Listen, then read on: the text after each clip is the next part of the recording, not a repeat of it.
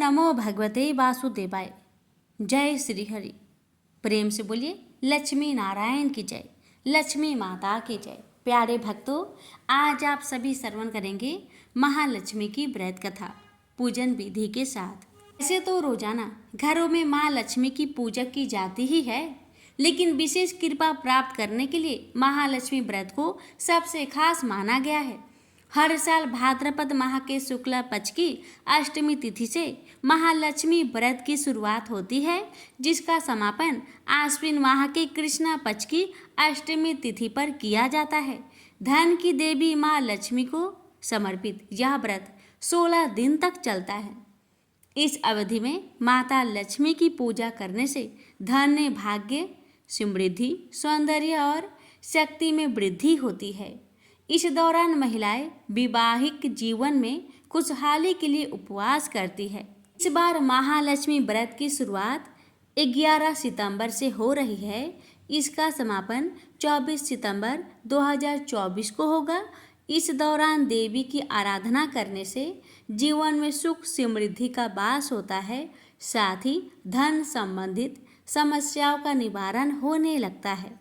ऐसे में आइए महालक्ष्मी की पूजा विधि से लेकर व्रत के नियम के बारे में जानते हैं और अंत में सुनेंगे कथा। महालक्ष्मी व्रत 2024 की तिथि पांचांग के अनुसार भाद्रपद माह के शुक्ला पक्ष की अष्टमी तिथि की शुरुआत 10 सितंबर को रात 11:11 पर होगी। इसका समापन 11 सितंबर को रात 11:46 पर होगा।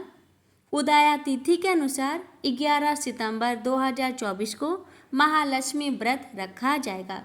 वहीं आश्विन माह के कृष्णा पक्ष की अष्टमी तिथि 24 सितंबर को पड़ रही है। ऐसे में इस दिन व्रत का समापन होगा।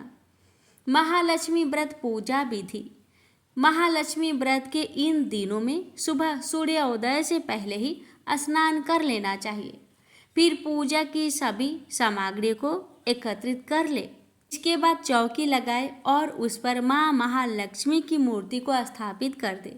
अब माता को चुनरी ओढ़ाए और धीरे धीरे सुपारी, नारियल, चंदन, पुष्प, अक्षत, फल समेत सभी चीजें अर्पित करते जाए। इसके बाद आप माँ लक्ष्मी को 16 श्रृंगार की चीजें चढ़ाए। इस दौरान एक कलश में साफ जल को भरे और उस पर नारियल रखकर माता लक्ष्मी के पास रख दे। इसके बाद घी का दीपक जलाए। अब महालक्ष्मी आरती करे और पूजा में हुई गलती की माफी मांगे। अब आइए श्रवण करें महालक्ष्मी की व्रत कथा। बहुत समय पहले की बात है। बनारस के गांव में एक बड़े धनवान सेठ रहते थे। वह विष्णु भगवान के परम भक्त थे और हमेशा सच बोला करते थे।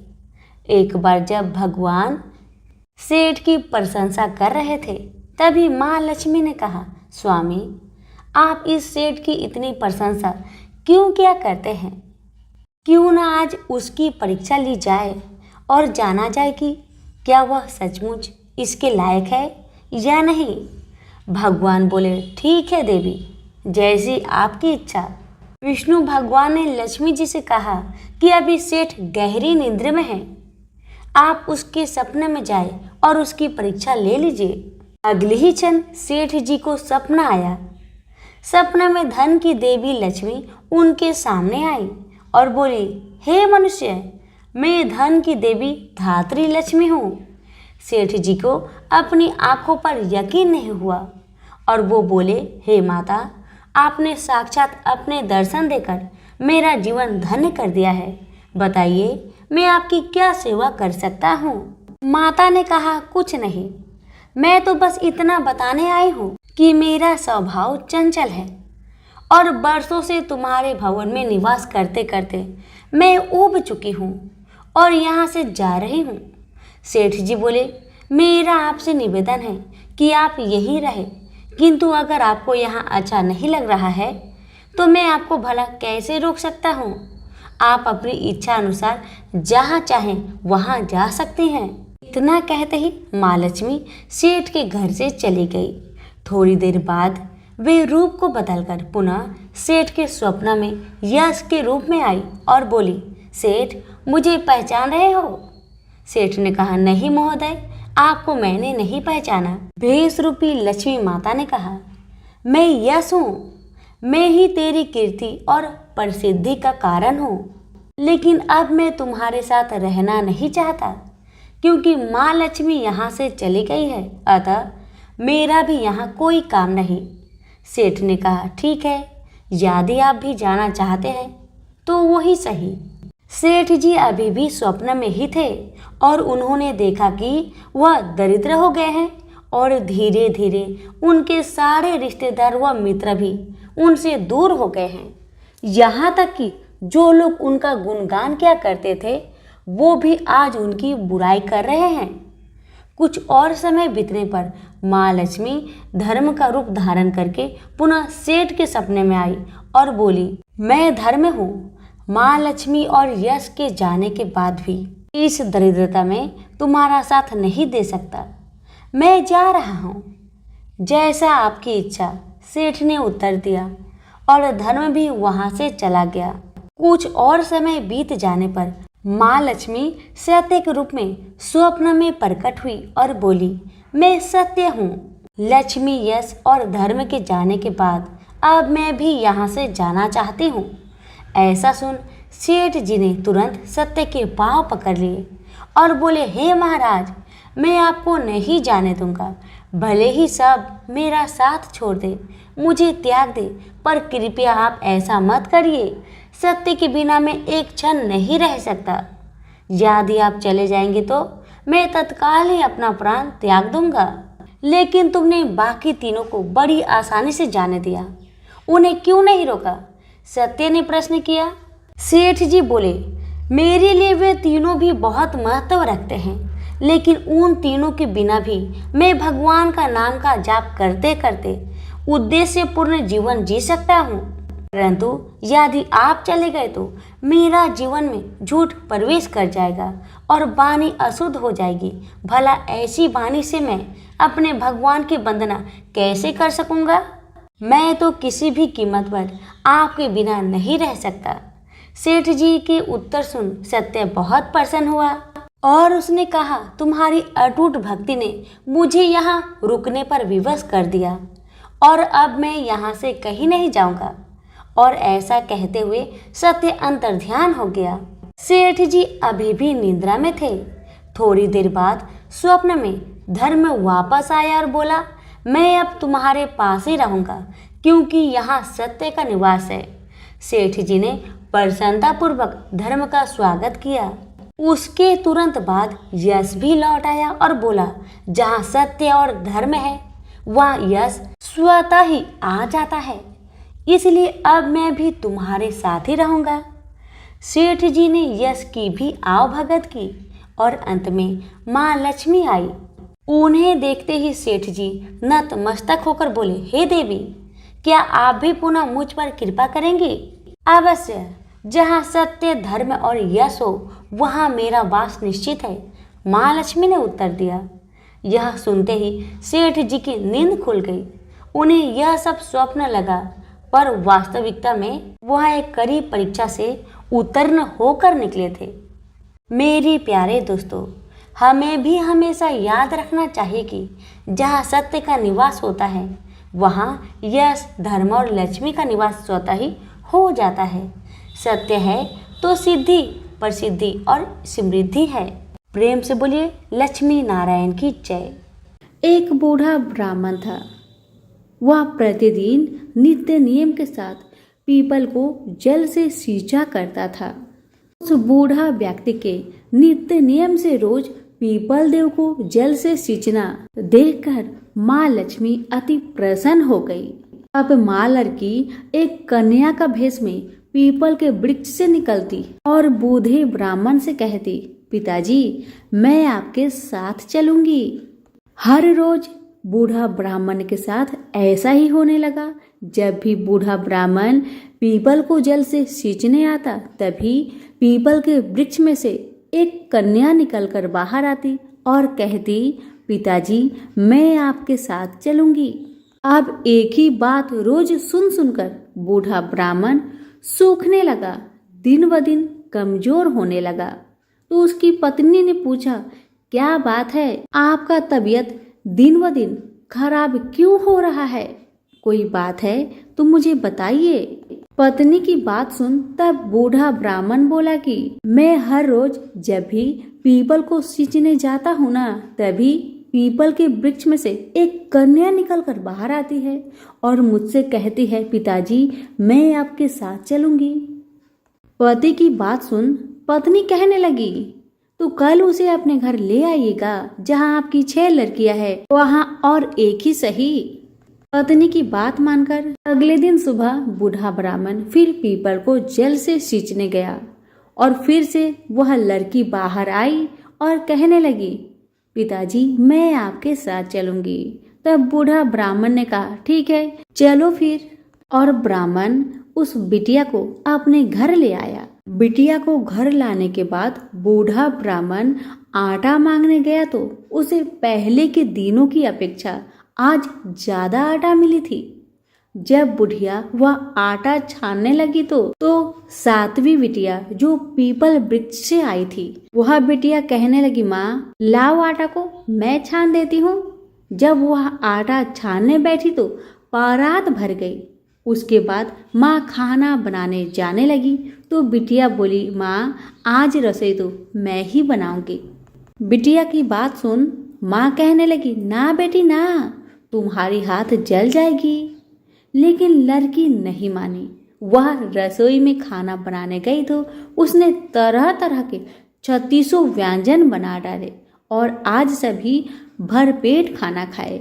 इससे पहले बूढ़े ब्राह्मण के परिवार को कभी भी पेट भर के भोजन नहीं मिलता था। कभी आधा ही पेट खाते तो कभी बिन खाए ही सो जाते थे। लेकिन आज उन सभी ने भर भर पेट भोजन खाए। मामा कहने लगा, आज तो भरपेट खाना खाया और ऐसा भोजन तो इससे पहले मैंने कभी भी नहीं खाया है।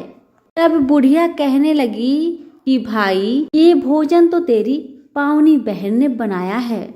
जैसे ही शाम हुई तो पावनी बेटी कहने लगी, माँ चौका लगा के चौका का दिया जला देना, कोठे में सो जाऊंगी मैं। बुढ़िया बोली, ना बेटी ना, तू डर जाएगी। लेकिन वह बिटिया न मानी। वह कहने लगी, माँ मैं नहीं डरूंगी। वह बिटिया अंदर कोठे में ही जाकर सो गई।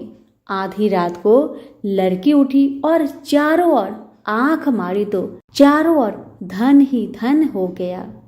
और बाहर जाने लगी तो एक बूढ़ा ब्राह्मण सो रहा था। उसने देखा तो कहा, बेटी तू कहाँ चली जा रही है? तब बिटिया बोली, मैं दरिद्रता दूर करने आई थी। अगर तुम्हें दूर करवानी है तो करवा लो। तब बूढ़ा ब्राह्मण ने कहा, हाँ बिटिया जैसी तुम्हारी इच्छा। तो बिटिया रानी ने बूढ़े के घर में भी आंख से देखा तो चारों तरफ धन ही धन हो गया। तब बूढ़ा ब्राह्मण का परिवार सुबह सोकर उठे तो लड़की को घर में ना देखकर उसे ढूंढने लगे कि मेरी पावनी बेटी कहाँ चली गई। तो बाहर वाला बूढ़ा ब्राह्मण बोला कि वह तो लक्ष्मी माता थी, जो तुम पर प्रसन्न होकर तुम्हारे घर की सारी दरिद्रता को दूर कर गई। हे लक्ष्मी माता, जैसे आपने उनकी दरिद्रता दूर की, वैसे ही हम सबकी करना। कहानी कहने वालों के भी, सुनने वालों के भी, हुक्कारे भरने वालों के भी, सभी के परिवार पर अपनी कृपा सदा बनाए रखना। तो सभी प्रेम से बोलिए लक्ष्मी माता की। एक बार की बात है, राजा बलि समय बिताने के लिए एकांत स्थान पर गधे के रूप में छिपे हुए थे। देवराजेंद्र उनसे मिलने के लिए उन्हें ढूंढ रहे थे। एक दिन इंद्र ने उन्हें खोज निकाला और उनके छिपने के कारण जानकर उन्हें काल का महत्व बताया, साथ ही उन्हें तत्वज्ञान का बोध करवाया। तभी राजा बलि के शरीर से एक दिव्य रूप आत्मा स्त्री निकली। उसे देखकर इंद्र ने पूछा, दैत्यराज यह स्त्री कौन है? देवी, मानुषी अथवा असुरी शक्ति में से कौन सी शक्ति है? राजा बलि बोले, देवराज ये देवी तीनों शक्तियां में से कोई भी नहीं, आप स्वयं पूछ लीजिए। इंद्र के पूछने पर वे शक्ति बोली, देवेंद्र, मुझे ना तो दैत्यराज बलि जानते हैं और ना ही तुम या कोई अन्य देवगण।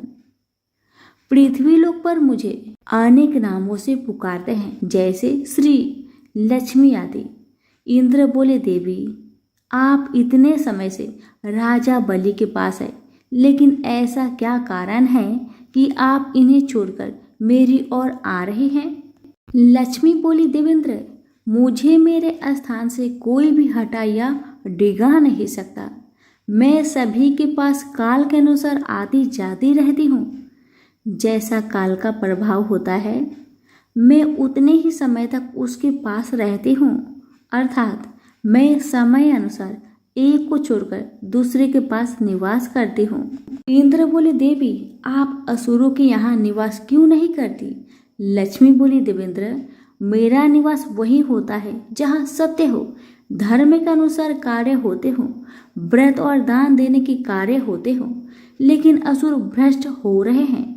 ये पहले इंद्रियों को भस्म कर सकते हैं, सत्यवादी थे, ब्राह्मणों की रक्षा करते थे, पर अब इनके ये गुण नष्ट होते जा रहे हैं। ये तप उपवास नहीं करते, यज्ञ हवन दान आदि से इनका कोई संबंध शेष नहीं है। पहले ये रोगी, स्त्रियों, वृद्धों, दुर्बलों की रक्षा करते थे, गुरुजन का आदर करते थे, लोगों को क्षमादान देते थे। लेकिन अब अहंकार, मोह, लोभ, क्रोध, असत्य, अविवेक, काम आदि ने इनके शरीर में जगह बना ली है। ये लोग पशु को पाल लेते हैं, लेकिन उन्हें चारा नहीं खिलाते। उनका पूरा दूध निकाल लेते हैं, पर पशुओं के बच्चे भूख से चिल्लाते हुए मर जाते हैं। ये अपने बच्चों का पालन करना भूलते जा रहे हैं। इनमें आपसी भाईचारा समाप्त हो गया है। लूट खसोट, हत्या, व्यभिचार, कलह, स्त्रियां की पतिव्रता नष्ट करना ही इनका धर्म हो गया है। सूर्योदय के बाद सोने के कारण स्नान ध्यान से विमुख होते जा रहे हैं। इसलिए मेरा मन इनसे उचट गया। देवताओं का मन अब धर्म में आसक्त हो रहा है। इसलिए अब मैं इन्हें छोड़कर देवताओं के पास निवास करूंगी। मेरे साथ श्रद्धा, आशा, क्षमा, जया, शांति, संतति, धृति और विजिति, ये आठों देवियां भी निवास करेगी। देवेंद्र, अब आपको ज्ञात हो गया होगा कि मैंने इन्हें क्यों छोड़ा है। साथ ही आपको इनके अवगुणों का भी ज्ञान हो गया होगा। तब इंद्र ने लक्ष्मी को प्रणाम किया और आदर सहित उन्हें स्वर्ग ले गए। वो प्रेम से बोली, लक्ष्मी माता की जय हो। एक गांव में एक साहूकार रहता था। साहूकार की एक बेटी थी, जो कि हर रोज पीपल सींचने जाती थी। पीपल के वृक्ष में से लक्ष्मी जी प्रकट होती थी और चली जाती। एक दिन लक्ष्मी जी ने साहूकार की बेटी से कहा कि तू मेरी सहेली बनेगी। तब लड़की ने कहा, मैं अपने पिताजी से पूछकर कल बताऊंगी। अब साहूकार की बेटी ने घर आकर अपने पिता को सारी बात बताई। तब उसके पिताजी बोले कि वह तो लक्ष्मी माता है, आपने को और क्या चाहिए, तुम लक्ष्मी माता की सहेली बन जाओ।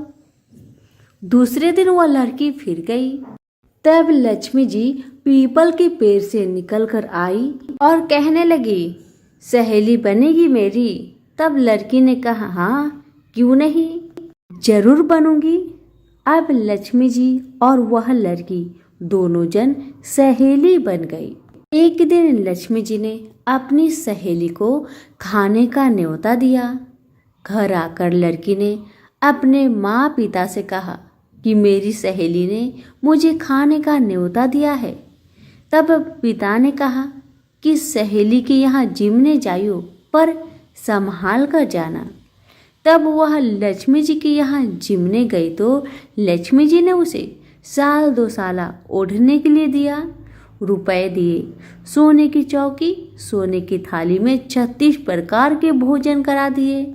जिम कर जब वह जाने लगी तो लक्ष्मी जी ने पल्ला पकड़ लिया और कहने लगी कि मैं भी तेरे घर जिमने आऊंगी। तब लड़की ने कहा, हाँ सहेली, क्यों नहीं, जरूर आना। अब वह घर जाकर चुपचाप बैठ गई। तब पिता ने पूछा कि सहेली की यहाँ से जिम कर आ गई और तू उदास क्यों बैठी है। तब उसने कहा, पिताजी, मेरे को तो लक्ष्मी जी ने इतना कुछ दिया, अनेक प्रकार के भोजन कराए, परंतु मैं कैसे उनको जिमाऊंगी, अपने घर में तो कुछ भी नहीं है। तब उसके पिता ने कहा, गोबर मिट्टी से चौका लगाकर घर की सफाई कर लेना, 4 मुख वाला दिया जलाकर लक्ष्मी जी का नाम लेकर रसोई में बैठ जाना। लड़की सफाई करके लड्डू लेकर बैठ गई। उसी समय एक रानी नहा रही थी। उसका 9 लखा हार चील उठाकर ले गई और उसके घर वह 9 लखा हार डाल गई और उसका लड्डू ले गई। बाद में वह हार को तोड़कर बाजार में गई और सामान लाने लगी तो सुनार ने पूछा कि क्या चाहिए। तब उसने कहा कि सोने की चौकी, सोने के थाल, साल दुसाला दे दे, मोहर और सामग्री दे, 36 प्रकार का भोजन हो जाए, इतना सामान दे। सारी चीजें लेकर बहुत तैयारी करी और रसोई बनाई। तब गणेश जी से कहा कि लक्ष्मी जी को बुलाओ। आगे आगे गणेश महाराज, पीछे पीछे लक्ष्मी जी आई। उसने फिर चौकी डाल दी और कहा, सहेली चौकी पर बैठ जा। तब लक्ष्मी जी ने कहा, सहेली चौकी पर तो राजा रानी के भी मैं नहीं बैठी, किसी के भी यहाँ नहीं बैठी। तो उसने कहा, पर मेरे यहाँ तो तुम्हें बैठना ही पड़ेगा। फिर लक्ष्मी जी चौकी पर बैठ गई। तब उसने बहुत खातिर की, जैसे लक्ष्मी माता ने करी थी वैसे ही उसने भी करी। लक्ष्मी जी उस पर बहुत प्रसन्न हुई और घर में खूब रुपए एवं लक्ष्मी हो गई। साहूकार की बेटी ने कहा, मैं अभी आ रही हूँ, तुम यहीं पर बैठी रहना। और वह चली गई। लक्ष्मी जी गई नहीं और चौकी पर बैठी रही। उसको बहुत दौलत दी। हे लक्ष्मी माता, जैसे आपने साहूकार की बेटी को दिया वैसे सबको देना। कहानी सुनते, हुक्कारा भरते अपने सारे परिवार को देना, पीहर में देना, ससुराल में देना, बेटे पोते को देना। हे लक्ष्मी माता, सबका कष्ट दूर करना, दरिद्रता दूर करना, सबकी मनोकामना को पूर्ण करना। तो प्रेम से बोलिए लक्ष्मी माता की जय हो। एक गांव में एक गरीब ब्राह्मण रहता था। वह हर दिन विधि विधान से भगवान विष्णु का आराधना करता था। एक दिन उसकी भक्ति से प्रसन्न होकर भगवान विष्णु ने उसे दर्शन दिए और ब्राह्मण से एक वरदान मांगने के लिए कहा। तब ब्राह्मण ने उसके घर मां लक्ष्मी का निवास होने की इच्छा जाहिर की। तब भगवान विष्णु ने ब्राह्मण को लक्ष्मी प्राप्ति का मार्ग बताया। भगवान विष्णु ने कहा कि मंदिर के सामने एक स्त्री आती है और वह यहाँ आकर उपले थापती है। तुम उसे अपने घर आने का आमंत्रण देना, वह माँ लक्ष्मी है। भगवान विष्णु ने ब्राह्मण से कहा, जब माँ लक्ष्मी स्वयं तुम्हारे घर पधारेगी तो घर धन्य धान्य से भर जाएगा। यह कहकर भगवान विष्णु अंतर ध्यान हो गए। अगले दिन ब्राह्मण सुबह सुबह ही मंदिर के पास बैठ गया। लक्ष्मी माँ उपले थापने के लिए आई और ब्राह्मण ने उनसे घर आने का निवेदन किया। ब्राह्मण की बात सुनकर माता लक्ष्मी समझ गई कि यह विष्णु जी के कहने पर ही हुआ है। लक्ष्मी जी ने ब्राह्मण से कहा कि मैं तुम्हारे साथ चलूंगी, लेकिन तुम्हें पहले महालक्ष्मी व्रत करना होगा। 16 दिन तक व्रत करने और 16वें दिन चंद्रमा को अर्घ्य देने से तुम्हारी मनोकामना पूरी हो जाएगी। ब्राह्मण ने माँ लक्ष्मी के कहे अनुसार व्रत किया और माँ लक्ष्मी को उत्तर दिशा की ओर मुख करके पुकारा। इसके बाद माँ लक्ष्मी ने अपना वचन पूरा किया। माना जाता है कि तभी से महालक्ष्मी व्रत की परंपरा शुरू हुई थी। प्रेम से बोलिए लक्ष्मी माता की जय। दूसरी कथा। एक बार महालक्ष्मी का त्योहार आया। हस्तिनापुर में गांधारी ने नगर की सभी स्त्रियों को पूजा का निमंत्रण दिया, परंतु कुंती से नहीं कहा। गांधारी के 100 पुत्रों ने बहुत सी मिट्टी लाकर एक हाथी बनाया और उसे खूब सजाकर महल में बीचों बीच स्थापित किया। सभी स्त्रियां पूजा के थाल लेकर गांधारी के महल में जाने लगी। इस पर कुंती बड़े उदास हो गई। जब पांडवों ने कारण पूछा तो उन्होंने बता दिया कि मैं किसकी पूजा करूं। अर्जुन ने कहा, माँ तुम पूजा की तैयारी करो, मैं तुम्हारे लिए जीवित हाथी लाता हूँ। इधर माता कुंती ने नगर में ढिंढोरा पिटवा दिया और पूजा की विशाल तैयारी होने लगी। उधर अर्जुन ने बाण के द्वारा स्वर्ग से इरावत हाथी को पिला दिया। इधर सारे नगर में शोर मच गया कि कुंती के महल में स्वर्ग से इंद्र का इरावत हाथी पृथ्वी पर उतार कर पूजा जाएगा। समाचार को सुनकर नगर के सभी नर नारी, बालक एवं वृद्धों की भीड़ एकत्र होने लगी। उधर गांधारी के महल में हलचल मच गई। वहां एकत्र हुई सभी महिलाएं अपनी अपनी थालियां लेकर कुंती की महल की ओर जाने लगी। देखते ही देखते कुंती का सारा महल ठसाठस भर गया। माता कुंती ने एरावत को खड़ा करने हेतु अनेक रंगों के चौक पुरवाकर नवीन रेशमी वस्त्र बिछवा दिए। नगरवासी स्वागत की तैयारी में फूलमाला, अबीर, गुलाल, केसर हाथों में लिए पंक्तिबद्ध खड़े थे। जब स्वर्ग से इरावत हाथी पृथ्वी पर उतरने लगा तो उसके आभूषणों की ध्वनि गूंजने लगी। ऐरावत के दर्शन होते ही जय जयकार के नारे लगने लगे। सायंकाल के समय इंद्र का भेजा हुआ हाथी ऐरावत माता कुंती के भवन के चौक में उतर आया।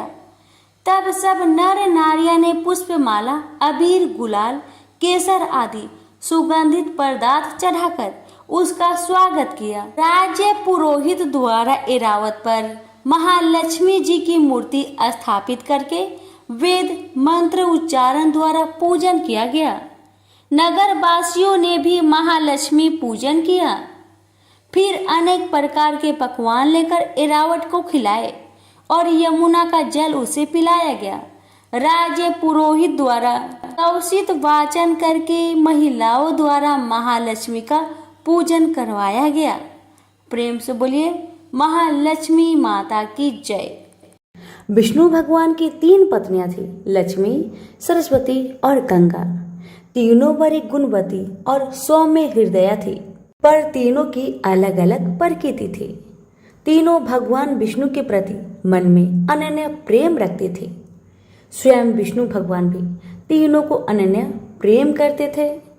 भगवान विष्णु ने अपनी तीनों पत्नियों को समान अधिकार प्रदान कर रखा था। तीनों बड़ी स्वतंत्रता के साथ अपने अपने अधिकारों का उपभोग कर रही थी, पर प्रकृति के भिन्नता के कारण सरस्वती के मन में संदेह पैदा हो उठा कि विष्णु मेरी अपेक्षा गंगा को अधिक प्रेम करते हैं। जब संदेह उत्पन्न हो गया तो ईर्ष्या भी पैदा हो उठी। सरस्वती गंगा से जलने लगी। बात बात में उन्हें खरी खोटी सुनाने लगी। गंगा कुछ बोलती नहीं थी, वे चुपचाप सुन लिया करती थी। लक्ष्मी को सरस्वती का व्यवहार अच्छा नहीं लगा। उन्होंने अवसर पाकर सरस्वती से कहा, बहन सरस्वती, तुम जब देखो गंगा को खरी खोटी सुनाती रहती हो। तुम यह अच्छा नहीं कर रही।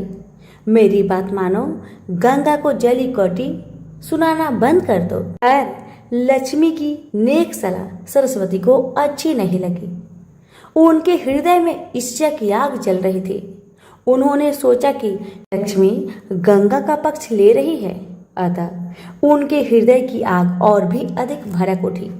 वे क्रोध भरे स्वरों में बोली, लक्ष्मी, तुम गंगा का पक्ष लेकर मेरा अपमान कर रही हो। मैं इसे सहन नहीं कर सकती।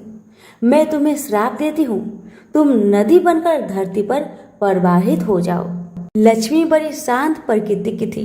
वे सरस्वती के श्राप को सुनकर भी शीतल बनी रही। उन्होंने न तो श्राप का प्रतिपाद किया और न उनके प्रति मुख से कठोर शब्द भी निकले। ऐसा लगा जैसे उनके लिए कुछ हुआ ही ना हो। पर गंगा को सरस्वती का श्राप अच्छा नहीं लगा। वे सरस्वती के श्राप को सुनकर उत्तेजित हो उठी और क्रोध भरे स्वरों में बोली, सरस्वती, तुमने लक्ष्मी को श्राप देकर बड़ा अनुचित कार्य किया है। वे तो तुम्हारे श्राप को सुनकर चुप रही, पर मैं चुप नहीं रह सकती। मैं तुम्हें भी श्राप देती हूँ, तुम भी नदी बन जाओ और धरती पर जाकर प्रवाहित हो। यह सुनकर सरस्वती के मन की आग और भी अधिक भड़क उठी। वे क्रोध भरे स्वरों में बोली, मैं तो नदी बन जाऊंगी, पर तुम भी बैकुंठ में नहीं रह सकती। मैं भी तुम्हें श्राप दे रही हूँ, तुम भी नदी बन जाओ और धरती पर जाकर प्रवाहित हो। इस प्रकार भगवान विष्णु की तीनों पत्नियां कला और ईर्ष्या के कारण एक दूसरे को श्राप देकर दुख का शिकार बन गई। यह सुनकर भगवान विष्णु को बड़ा दुख हुआ। उन्होंने अपनी पत्नियों से कहा, तुम तीनों ने ईर्ष्या के कारण एक दूसरे को श्राप देकर अच्छा नहीं किया। तुम तीनों ने स्वयं अपने लिए दुख को निमंत्रित किया है, अपने ही हाथों से अपना घर को जलाया है। विष्णु की भर्त्सना से तीनों पत्नियां बड़ी दुखी हुई। वे दुख प्रकट करती हुई विष्णु से क्षमा याचना करने लगी। विष्णु ने कहा, तुम तीनों ने एक दूसरे को श्राप दिया है। श्राप के अनुसार तुम तीनों को नदी बनना ही पड़ेगा, नदी बनकर धरती पर जाना ही पड़ेगा। यह सुनकर लक्ष्मी का मन दुख से भर गया। उन्हें विष्णु का वियोग एक क्षण भी सहा नहीं जा रहा था। वे अपने प्राणों को आंसुओं के रूप में बहाती हुई बोली, प्रभु, मुझ पर दया कीजिए, मैं एक क्षण भी आपके बिना नहीं रह सकती। कोई ऐसा उपाय बतलाइए जिससे मुझे आपसे अलग ना होना पड़े, धरती पर ना जाना पड़े। विष्णु ने कहा, लक्ष्मी, तुम्हें धरती पर जाना ही पड़ेगा, किंतु तुम्हारे हृदय में कपट और ईर्ष्या का भाव नहीं है, अतः तुम मुझे बहुत प्रिय हो।